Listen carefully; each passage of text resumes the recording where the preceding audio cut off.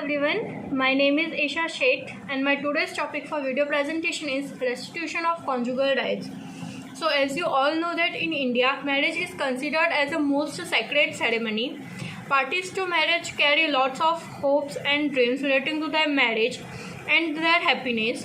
But many times things don't work out as thought and thus the parties find disagreements and quarrels between the parties, making them to decide to go for a divorce.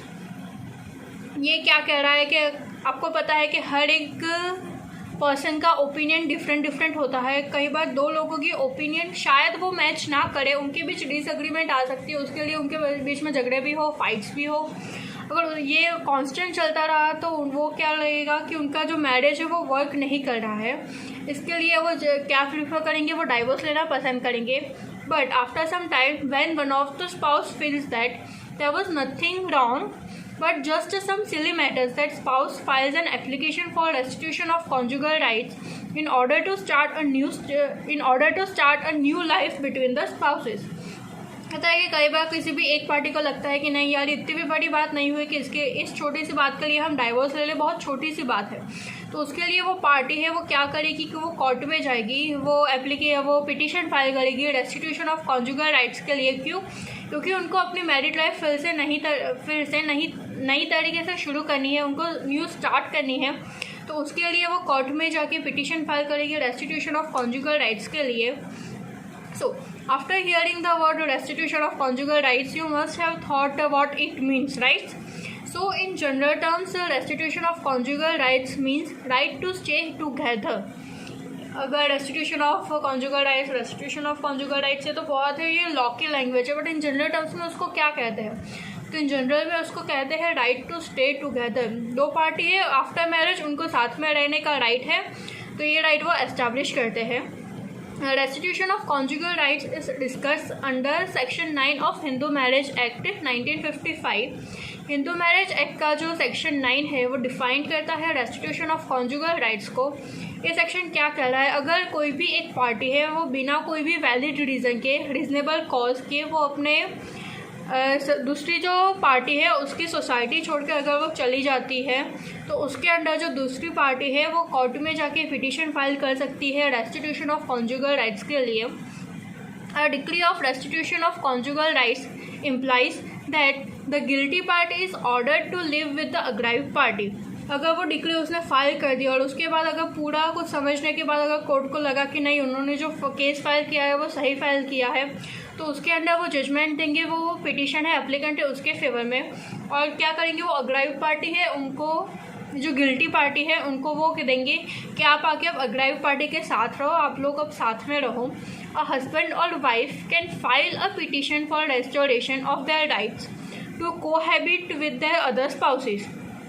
But the execution of the decree of restitution of conjugal rights is very difficult.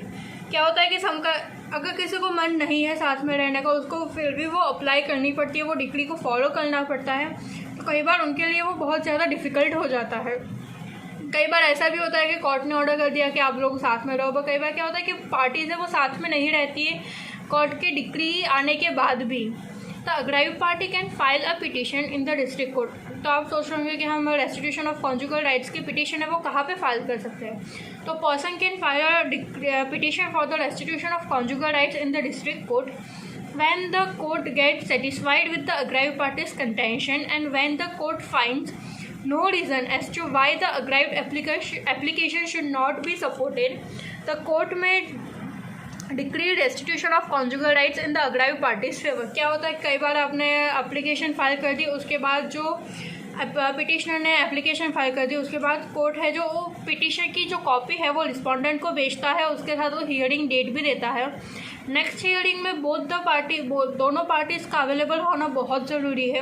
अगर कोई serious problem हुआ है, कोई कारणोसर अगर वो दोनों parties में से कोई एक या फिर दोनों पार्टी कोर्ट में जज के सामने हाजिर नहीं हो पाए, तो उसके बाद जो है वो कोर्ट है वो दूसरी डेट देगी, नेक्स्ट हियरिंग की डेट देगी. उसके अंदर फिर दोनों पार्टीज़ आएंगी, दोनों पार्टीज़ का स्टेटमेंट रिकॉर्ड होगा. उसके बाद कोर्ट है तो दोनों पार्टीज़ को भेजेंगी मीडिएशन के लिए, और उसके बाद जो दोनों पार्टीज़ के जो एविडेंस है, प्रूफ होंगे, स्टेटमेंट्स, और जो भी मीडिएशन का जो भी रिपोर्ट आएगा उसके अकॉर्डिंग वो कोर्ट डिसाइड करेगी कि इन लोगों को डिक्री किसके फेवर में देनी है और किसके फेवर में नहीं देनी है। अगर उनको लगेगा कि पिटिशनर ने जो फाइल किया है उसके जो फैक्ट्स है, उसके जो भी उन्होंने बताया है वो बिल्कुल सही है, तो वो डिक्री ऑर्डर करेंगे पिटिशनर के अकॉर्डिंग। और अगर रिस्पोंडेंट ने ये किया कि नहीं मेरे पास रीज़न है कि ये मुझे बहुत मारते हैं, या फिर क्रूअल्टी का रीज़न है, मेंटल क्रूअल्टी, फिजिकल क्रूअल्टी है, अडल्ट्री का हो, कोई भी ऑप्शन है उसके अंदर अगर वो करेंगे, प्रूफ होगा रिस्पोंडेंट के फेवर में, तो कोर्ट ऑर्डर करेंगे रिस्पोंडेंट के फेवर में कि नहीं आप नहीं रहो, कोई नहीं चलेगा।